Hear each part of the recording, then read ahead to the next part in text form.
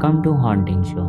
आज मैं लेके आया हूँ द कॉन्जरिंग यूनिवर्स की 4th इंस्टॉलमेंट जिसका नाम है एनाबेल क्रिएशन। अगर आप इस मूवी को कॉन्जरिंग यूनिवर्स से इवेंट वाइज देखना चाहते हो तो ये 2nd नंबर पे पोजीशन है। ये फिल्म रिलीज हुई थी 18 अगस्त 2017 में और इस फिल्म को डायरेक्ट किया है डेविड सैंडबर्ग ने। ये मूवी हॉरर थ्रिलर पे बेस्ड है और इस फिल्म की घटनाएं एनाबेल मूवी से पहले की है, यानी कि ये मूवी एनाबेल मूवी की प्रीक्वल है। अगर आप कंफ्यूज हो द कॉन्जरिंग यूनिवर्स की इवेंट की तो मैंने पहले ही एक डेडिकेटेड वीडियो बनाई है जो आपको ऊपर आई बटन में मिल जाएगी। फिल्म्स की रेटिंग की बात करूँ तो इस फिल्म की IMDb रेटिंग है 6.5 स्टार्स आउट ऑफ 10 और रॉटन टोमेटोज पे है 71% फ्रेश विद 67% ऑडियंस स्कोर और फिल्म की मेटाक्रिटिक स्कोर है 62 आउट ऑफ 100। तो चलिए शुरू करते हैं बिना किसी देरी के मूवी की एक्सप्लेनेशन को।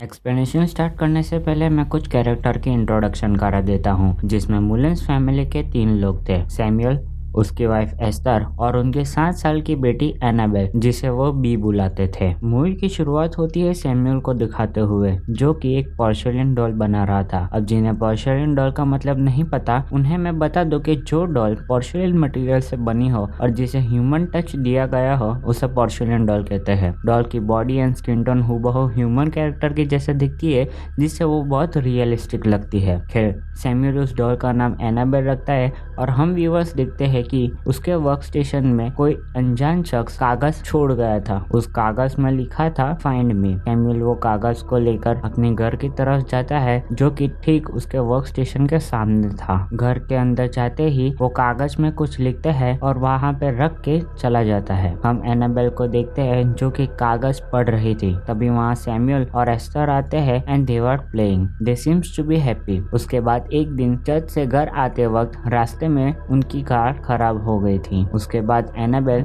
गलती से चलती कार के सामने आ जाती है जिसके कारण उसकी मौत हो जाती है। इस इंसिडेंट के 12 साल बाद हम सिस्टर शॉर्लेट और 6 अनाथ बच्चियों को देखते हैं। अब आगे बढ़ने से पहले इन बच्चियों की इंट्रोडक्शन करा देता हूँ। 6 लड़कियों में से नैन्सी और कैरोल सबसे बड़ी थी। उसके बाद टिफनी एंड केट थे और सबसे यंग लिंडा और जेनिस थी। लिंडा और जेनिस के बीच एक अच्छा फ्रेंडशिप बैंड था और बदकिस्मती से जेनिस को पोलियो था जिसके कारण उसका एक पैर डिसेबल था। खैर, ये सब एक घर में शिफ्ट हो रहे थे जो कि मुलिन्स फैमिली का था। दरअसल मुलिन्स चाहते थे कि वो अनाथ बच्चियों को घर में रखें ताकि उन्हें उनकी बच्ची की कमी ना खले। वो सब लोग मुलिन्स के घर पहुंचते हैं जहां सैमुअल उन्हें घर दिखाता है। सैमुअल कहता है कि ग्राउंड फ्लोर पे सब चीजें वो लोग यूज कर सकते हैं सिवाय एक कमरे के जिसमें वो और एस्थर रहते थे। बच्चियों के कमरे ऊपर के फ्लोर पे थे। सिस्टर शॉर्लेट सैमुअल से इंसिस्ट करती है कि वो और जेनिस ग्राउंड फ्लोर पे रहे because of her disable leg. Samuel उन्हें एक चेयर एलिवेटर दिखाता है जो कि उसने अपनी वाइफ के लिए बनाया था। जेनिस उस एलिवेटर को यूज करती है जिससे वो सीढ़ी चढ़े बिना ऊपर के फ्लोर जा सके। ऊपर पहुंचने पर हम लोग एक अनजान शख्स को पीछे कमरे की तरफ जाते हुए देखते हैं और जेनिस भी उसको महसूस करती है।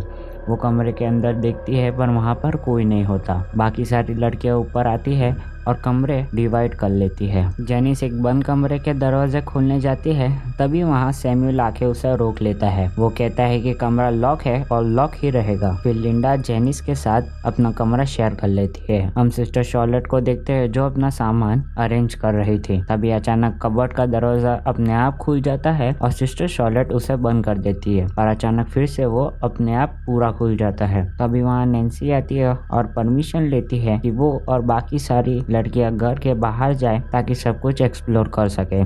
सिस्टर शॉर्लेट मान जाती है और सब लड़कियां घर के बाहर जाते हैं एक्सेप्ट जेनिस। जेनिस उन सबको विंडो से जाते हुए देखती है और हम देखते हैं कि जेनिस खुद को अकेला महसूस करते हैं। जेनिस के पीछे हम व्यूअर्स एक अनजान शख्स को देखते हैं जो कि उसके पास आ रहा था। जेनिस पीछे मुड़ती है पर वहाँ कोई नहीं होता। अब डाइनिंग टेबल पर हम सबको प्रेयर्स करते हुए देखते हैं। तभी एस्तर अपने कमरे से बेल बजाती है और सैमुअल उसे के कमरे में जाता है। कैरोल उस कमरे में झांकती है और वो देखती है कि एस्तर ने मास्क पहना था। सिस्टर शॉर्लेट कैरोल को झांकते हुए पकड़ लेती है और उसे डाइनिंग टेबल पे बुला लेती है। अब रात हो जाती है और सब लोग सोने जाते हैं। जेनिस को नींद नहीं आती और हम देखते हैं कि कोई अनजान शख्स एक कागज दरवाजे पर छोड़ गया था, जो कि ठीक उस तरह था जैसे एनाबेल बी ने सैमुअल को मूवी के स्टार्टिंग में दिया था। खैर, जेनिस उस कागज को पढ़ती है जिसमें लिखा था फाइंड मी। जेनिस अपने कमरे से बाहर निकलती है, वहाँ कमरे के सामने जाती है जो उसे खोलने के लिए मना किया था। तभी उस दरवाजे से एक कागज निकलता है जिसमें लिखा था इन हियर। जेनिस वो दरवाजा खोलती है और अगर आपको याद होगा तो सैमुअल ने कहा था कि वो कमरा लॉक है, फिर भी जेनिस दरवाजा खोल लेती है, विच वॉज अनयूजुअल। जेनिस अंदर जाती है और कमरे को एक्सप्लोर करती है। तभी वहाँ उसे टॉय हाउस दिखता है जो हूबहू उनके घर के जैसे दिखता था। वहाँ एक कमरा था जिसमें एक लड़की की डॉल थी। उस टॉय हाउस में एक सीक्रेट रूम था जिसमें से एक चाबी बाहर निकलती है। जेनिस उस की को देखती है और अपने पास रख लेती है। अगर आपको याद होगा तो टॉय शॉप हूबहू उनके घर के जैसा दिखता है, इससे जेनिस उस सीक्रेट रूम को ढूंढती है। उसे एक की होल दिखता है जिससे वो की इंसर्ट करती है। वो एक क्लोजेट था और उसे खोल देती है जिसके वॉल पर ढेर सारे पेजेस चिपकाए थे। उसे एक पोर्सलेन डॉल दिखती है। दोस्तों, ये वही एनाबेल डॉल है जो हमने मूवी के स्टार्टिंग में देखा था, जो कि सैमुअल बना रहा था। जेनिस क्लोजेट को वापस बंद कर देती है और वहां से जाती है और क्लोजेट का दरवाज़ा अपने आप खुल जाता है, जिसके कारण वो एक कपड़ा डॉल के ऊपर चढ़ा देती है और वहां से चली जाती है। वो मुलेंस को घर की तरफ आते हुए देखते हैं और डर के मारे बाहर जाती है और तभी वहां वही कपड़ा उसके सामने खड़ा हुआ दिखता है जो कि उसने डॉल के ऊपर चढ़ाया था, जिसके चलते वो डर जाती है और अपने कमरे में जाकर सो जाती है। दूसरी सुबह जेनिस सिस्टर शार्लेट के पास जाती है और कन्फेस करती है कि वो कमरे में गई जहाँ उसे जाना मना था। उसने ढेर सारी अजीब चीजें देखी जिससे वो डरी हुई थी। सिस्टर शार्लेट उसे गलती दोहराने के लिए मना करती है और जेनिस समझ जाती है। दूसरी ओर हम बाकी गर्ल्स और लिंडा को देखते हैं। कैरोल लिंडा को बताती है कि वो हाइड एंड सीक खेलेगी जिसमें लिंडा छुपेगी और सारी लड़कियां उसे ढूंढेंगी। लिंडा इसके कारण घर में जाती है और सीढ़ी के स्पैंडल में छुप जाती है। वहाँ उसे कुछ आवाज़ आती है और वो एनाबेल डॉल को देखती है। कुछ क्षण बाद एक डेमोनिक फिगर एनाबेल डॉल के पीछे खड़ी हुई दिखती है, जिससे वो डर के बाहर गिर जाती है। अब मूवी शिफ्ट होती है सैमुअल को दिखाते हुए, जो सिस्टर शार्लेट के कमरे में कपबोर्ड का दरवाजा ठीक कर रहा था। वहाँ सैमुअल एक फ़ोटो के बारे में सिस्टर शार्लेट से पूछता है। सिस्टर शार्लेट बताती है कि ये फ़ोटो उन्होंने रोमानिया के गुमनाम एबी में खिंचाई थी। Now this photo shows the connection of Conjuring universe. अगर आपने मेरी द नन मूवी की एक्सप्लेनेशन वाली वीडियो देखी होगी तो मैंने उसमें बताया था कि ये फोटो एनाबेल क्रिएशन में दिखेगी। द नन मूवी में जब सिस्टर एरिन और फादर बर्ग बात कर रहे थे तभी हमने ये फोटो देखी थी। उसका ये मतलब है कि सिस्टर शार्लेट रोमानिया के एबी में 1952 टाइमलाइन से पहले वहां गई थी। अगर आपने मेरी वो वाली वीडियो नहीं देखी तो आपको ऊपर आई बटन में मिल जाएगी। खैर, रात हो जाती है और हम नैन्सी और कैरल को नाइट स्टोरी नरेटिंग गेम खेलते हुए देखते हैं। उन्हें बेल रिंगिंग की आवाज़ सुनाई देती है और वो लोग डर जाते हैं। उन्हें एक परछाई दिखाई देती है जिससे वो और भी ज़्यादा डरते हैं और वो परछाई उसके बाद उन पर हमला कर देती है, जिसके चलते वो चिल्लाते हैं और बाकी सब वहाँ आ जाती है। नैन्सी बताती है कि उन्होंने एस्टर को देखा था। एज सच वो परछाई ने मास्क पहना था, पर सैमुअल कहता है कि एस्टर तो चल ही नहीं पाती। दूसरी सुबह सैमुअल कुछ काम से बाहर जाता है और सिस्टर शार्लेट एस्टर के कमरे में जाती है उसे पानी पिलाने। तभी वहाँ जेनिस चुपके से एस्टर का मुंह देख लेती है और वहाँ से चला जाती है। वो वॉल पे लगी एनाबेल की फोटो देखती है जिसे वो अपने पास रख लेती है। उसके बाद रात हो जाती है और जेनिस वापस उस कमरे में जाती है उसे एक्सप्लोर करने। तभी वहाँ लिंडा आ जाती है और लिंडा एक टॉय गन लेके वहाँ से चली जाती है। जेनिस उस कमरे में रुकने का फैसला करती है और तभी अचानक हम एनाबेल बी को देखते हैं। जेनिस उस एनाबेल बी से बात करने की कोशिश करते हैं और एनाबेल बताती है कि उसे जेनिस की सोल चाहिए एंड एनाबेल एक डीमन में तब्दील हो जाती है, जिससे जेनिस डर जाती है और कमरे से बाहर भाग जाती है। वो चेयर एलिवेटर्स की मदद से नीचे जाती है और रास्ते में ही चेयर वापस ऊपर की तरफ चली जाती है। जेनिस ब्लैक शैडो को देखती है और वो काफ़ी घबरा जाती है। तभी अचानक वो हवा में उड़ जाती है और ग्राउंड फ्लोर पे गिर जाती है एंड देन ब्लैक आउट। दूसरी सुबह हम सैमुअल और सिस्टर शार्लेट को जेनिस को व्हीलचेयर पर ले जाते हुए देखते हैं। गिरने से उसे दूसरा पैर भी अफेक्ट हो गया, जिससे वो चल नहीं पाती। जेनिस सिस्टर शार्लेट से बात करती है कि कोई इविल शक्ति उसके पीछे पड़ी है जो उसकी सोल चाहती है, और वो काफ़ी डरी हुई थी। सिस्टर शार्लेट उसे आश्वासन देती है कि इविल स्पिरिट कमज़ोर मन का शिकार करती है, ना कि कमज़ोर शरीर का, जिससे जेनिस काफ़ी प्रभावित होती है। दूसरी ओर हम सैमुअल और एस्तर को बात करते हुए देखते हैं। सैमुअल कहता है कि शायद जेनिस की इंजरी एक एक्सीडेंट नहीं बल्कि कुछ और ही है। आई मीन्स घर में जो भी कुछ हो रहा था शायद उन्हें उसका अंदाजा था। फिर हम लिंडा को देखते हैं जो वही कमरे के बाहर ही वो की होल के द्वारा देखती है एनाबेल डॉल को रॉकिंग चेयर पे, जिससे वो डर के मारे अपने कमरे में चली जाती है।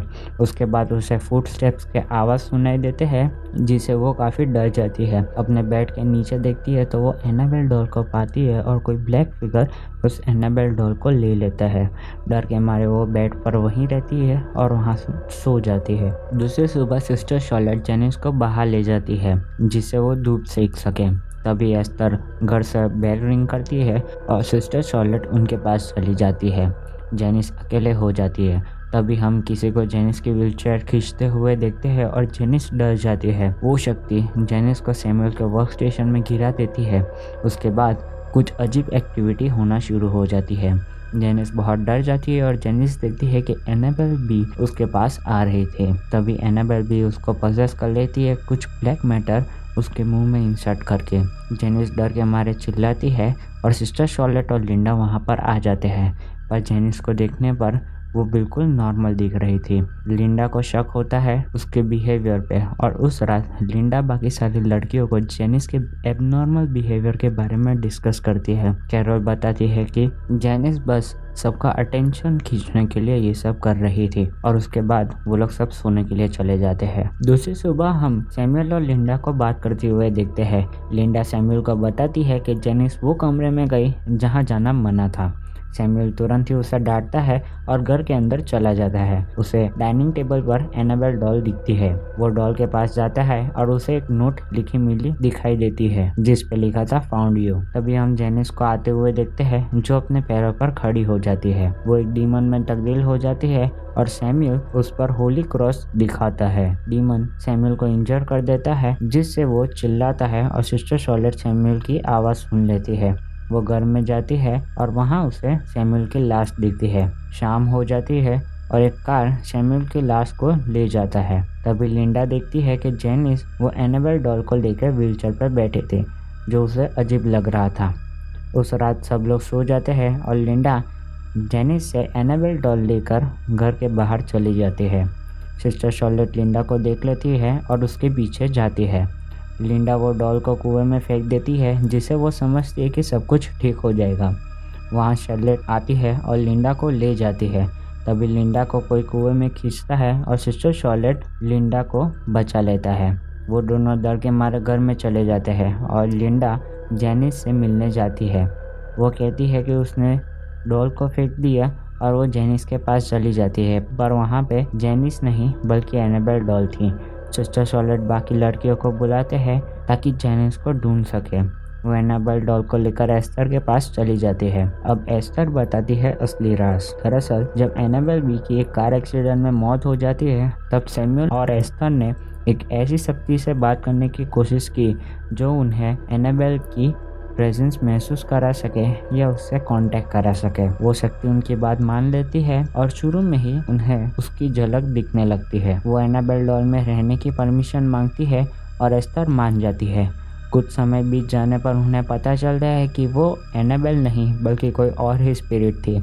एस्तर होली क्रॉस लेकर उनको कन्फ्रंट करती है, पर बदले में एस्तर की वो आंख फोड़ देता है। दरअसल उसे एस्तर की सोल चाहिए थी। सैमुअल ने चर्च की मदद से एक प्रीस्ट के साथ वो एनाबेल डॉल एक क्लोजेट में रख दिया जिसके वॉल पर बाइबल पेजेस लगा दिए। अगर आपको याद होगा कि जब जेनिस ने दरवाज़ा खोला था तब उस पर पेजेस थे और ये वही बाइबल के पेजेस होते हैं।